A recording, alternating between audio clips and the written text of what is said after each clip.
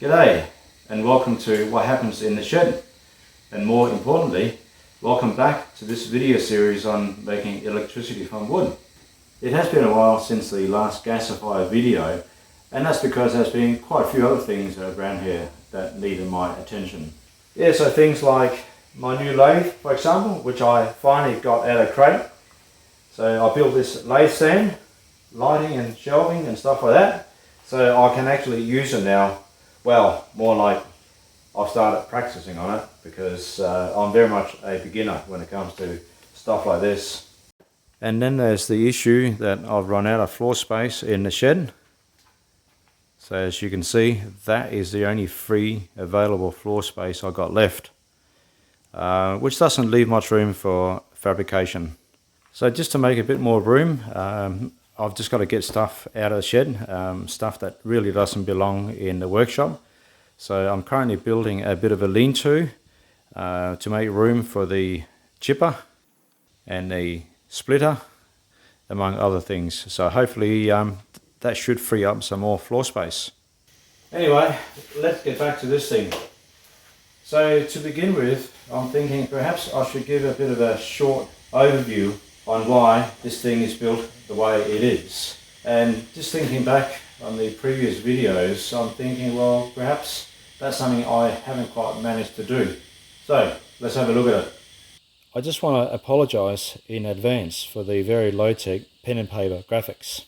Rightio, here we go. So here's the inbed gasifier, which we all recognise. The main features with this one is that the wood hopper forms part of the fire tube and air is drawn in through jets, and that's just to concentrate the combustion here, keeping it very hot. Because with this sort of gasifier, the dominant factor here is the fuel. This fuel load sitting above the combustion is actually quite parasitic. It actually bleeds away quite a lot of heat away from the combustion. So that's why you have to have these jets and concentrate the heat here to mitigate that. Another type of gasifier is the open top stratified gasifier, and this is a very simple gasifier. It is more or less just a barrel. So the difference here is there are no jets and air is drawn in from the open top. The hopper is still part of the fire tube, so you just fill it up with fuel. One big disadvantage with this type of gasifier is that the combustion will migrate up through the fuel. So these don't tend to run hot at all, and they produce quite a lot of tar, which you then got to deal with further down the process, which is quite often done in the way of water scrubbing. Alright, we're getting there. Stay with me, guys. Okay, so here we got the Drissler gasifier.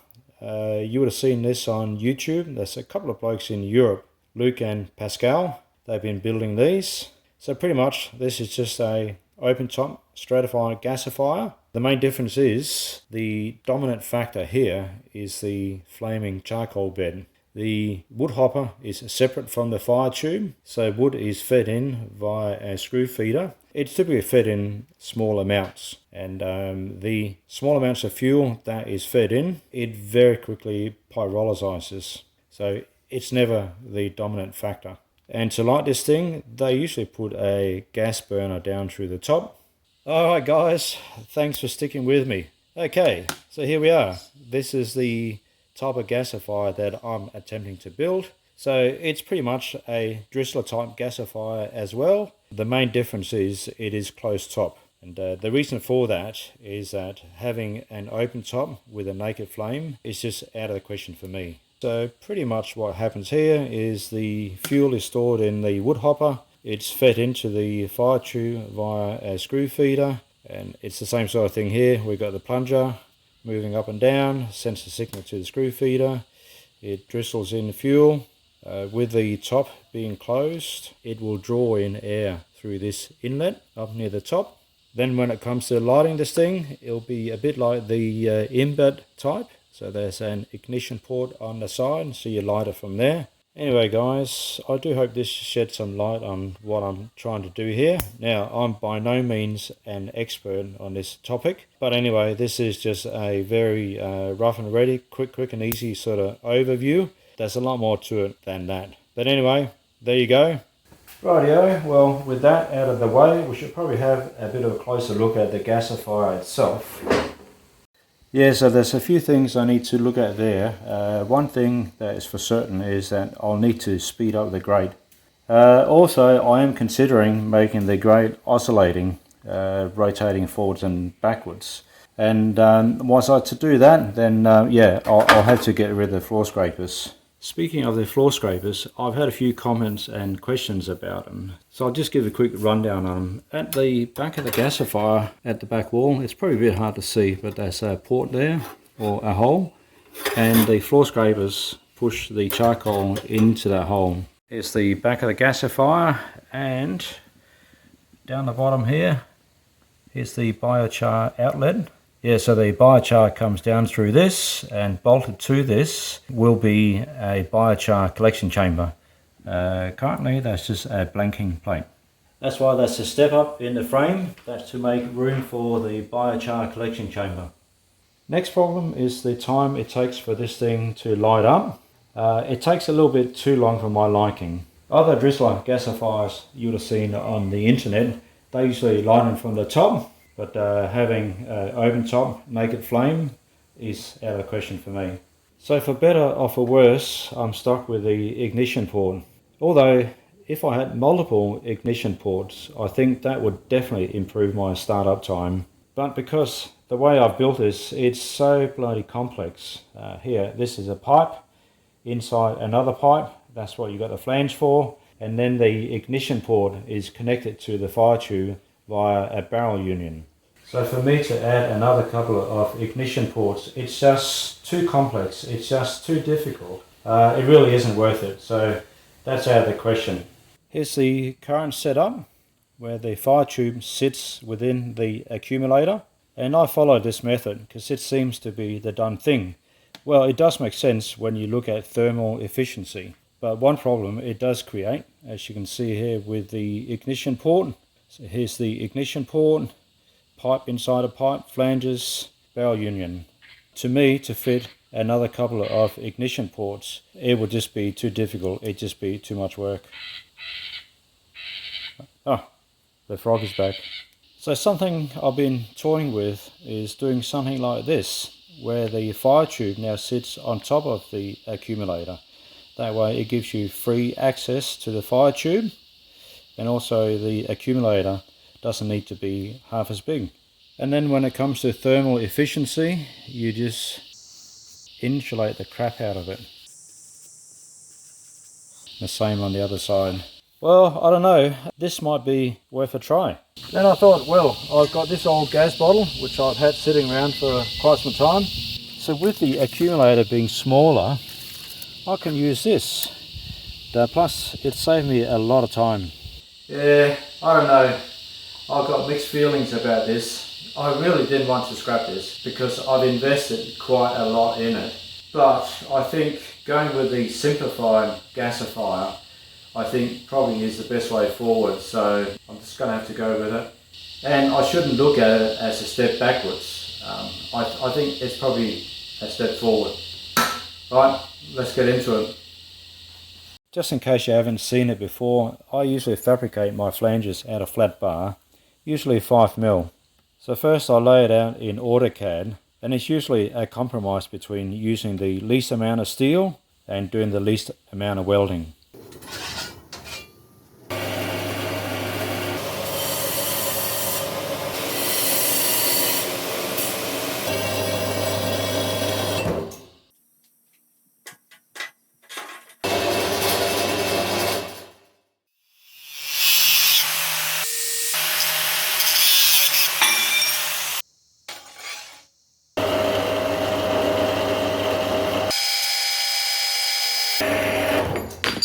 So once all the flat bar's been cut to pieces, I then usually lay it out on this plywood template. It just makes it much easier to lay the pieces out, and I then mark where the edges need to be chamfered.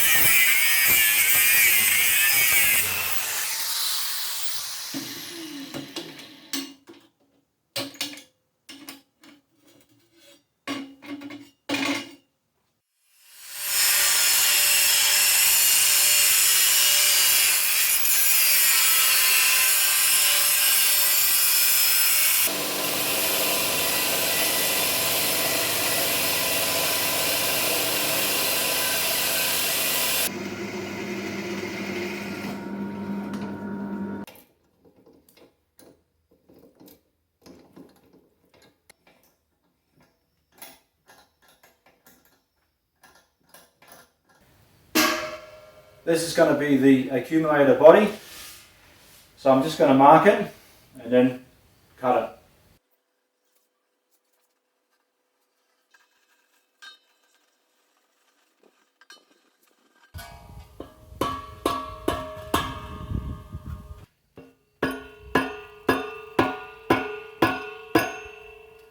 Oh, hopefully this will help free it up.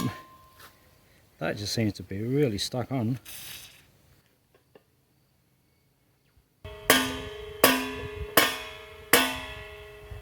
Oh man, this valve just does not want to come off.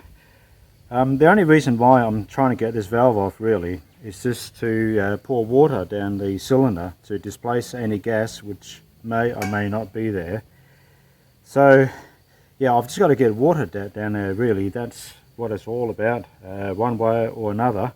Let's see if I can pull this tap apart maybe.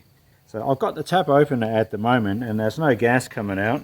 Still, you just never know. There is no way I'm going to start cutting into this if I haven't made absolutely certain there's no gas or residual gas left in the thing.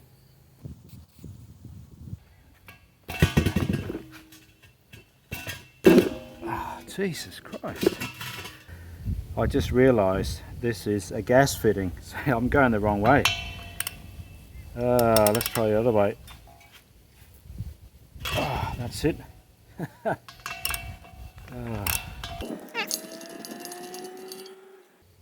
Alright, that's open right down to the cylinder.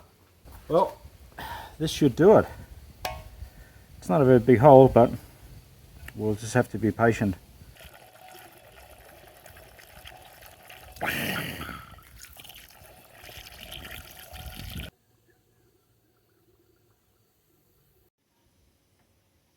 Oh mate, I think it's going to take even longer to empty the thing.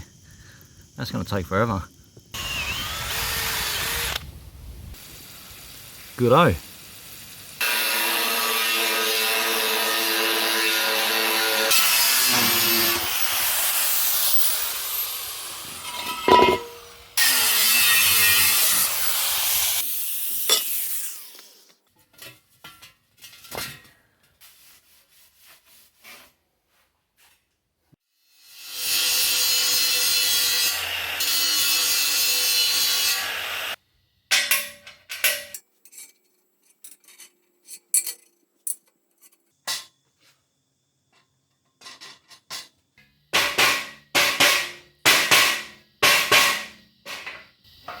Oh, that's out a bit.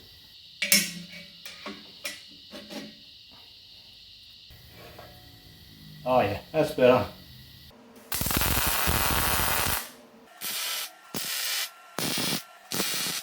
Mate, I'm so close to getting this thing on, just that last bit there. So I think I might just give the whole thing a bit of a squeeze with this clamp. So I reckon that should do it. Whoops. Whoa! There she goes.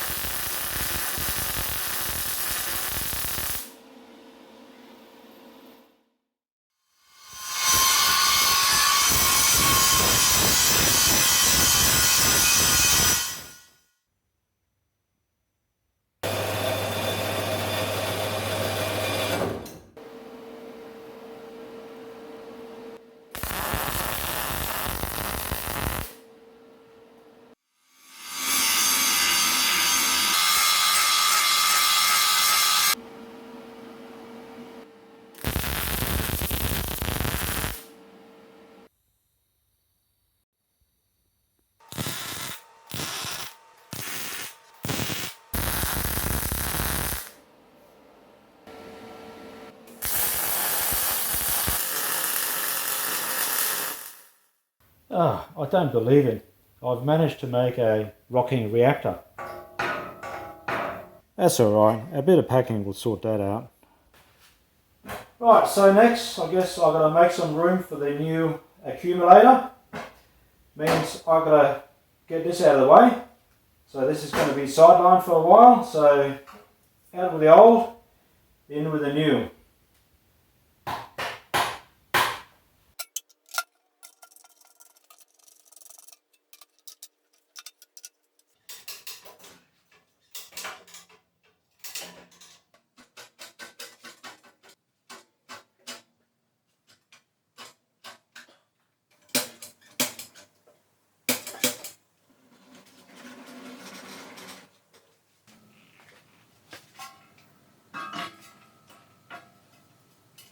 Oh yeah, just got to make new support for here. Maybe move that. So I'm just making up this bracket for the new reactor, and this is just 40mm square hollow section and a bit of flat bar to go with that along the lines of something like that. So yeah, we'll get it welded up, see how we go.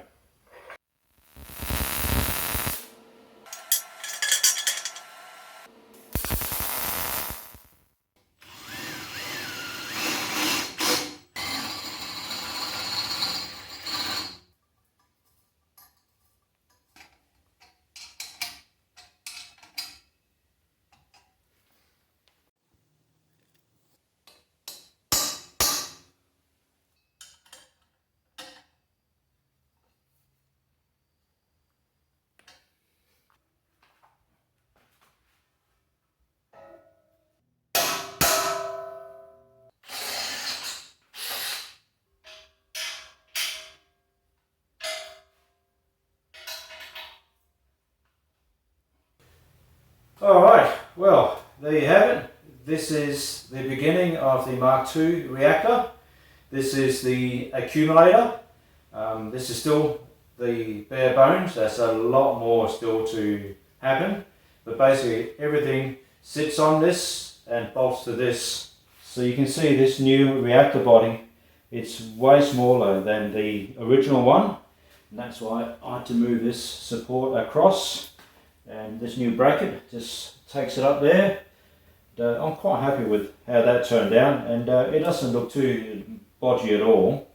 I haven't bothered painting it just yet, and I probably won't paint it until I'm reasonably happy that this is the direction to go. But yeah, you can quite clearly see there's quite a size difference. This is a bit of a beast compared to that. Also quite complex. Hopefully I'll manage to keep that simple. Anyway, I think that pretty much wraps up this video. So obviously the next thing to do here would be things like the access hatch and the floor and the grate agitator and stuff like that. But before I do that, I think I might move on to the filter next, because that's been sitting here for quite a while. Looking unloved. Yeah, so this filter, it's very close to being finished, so I thought, look, let's just get it out of the way. So in the next video I'll just finish this off. So I hope to see you in that video, but until then, cheers and thanks for watching.